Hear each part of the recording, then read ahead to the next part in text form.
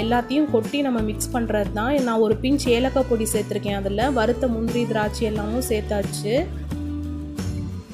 எல்லாத்தையும் சேர்த்து நல்லா மிக்ஸ் பண்ணி இறக்கிட்டோன்னா சிவப்பு அவலில் சக்கரை பொங்கல் ரொம்ப அருமையாக ரெடி ஆகிடுச்சுங்க.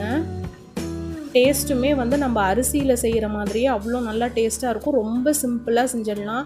நம்ம நார்மலாக எப்பயும் சக்கரை பொங்கல் செய்யும் போது அரிசியை குக்கரில் வச்சு வேக வச்சு அது கொஞ்சம் டைம் எடுக்கும். இதுனா சட்டுன்னு செஞ்சிடலாம். இது கூட நான் சாமிக்கு படைக்கிறதுக்கு செய்கிறனால ஒரு பிஞ்ச் அளவுக்கு பச்சை கற்பூரம் சேர்த்துக்கிறேன். இதுவுமே ஆப்ஷனல் தான், உங்களுக்கு விருப்பம் இருந்தால் சேர்த்துக்கோங்க, இல்லைன்னா தேவையில்லை. இதை சேர்த்து நல்லா மிக்ஸ் பண்ணி எடுத்துட்டோம் அப்படின்னா அருமையான சக்கரை பொங்கல் ரெடி ஆகிடுச்சு. இந்த அவலில் செஞ்ச சக்கரை பொங்கலை உங்கள் வீட்டில் செஞ்சு பாருங்கள். செஞ்சு பார்த்துட்டு எப்படி இருந்துச்சுன்னு மறக்காமல் கமெண்டில் சொல்லுங்கள். இந்த வீடியோ பிடிச்சிருந்தால் லைக் பண்ணுங்கள். இது வரைக்கும் நம்ம சேனலை சப்ஸ்கிரைப் பண்ணாதவங்க மறக்காமல் சப்ஸ்கிரைப் பண்ணிவிடுங்க.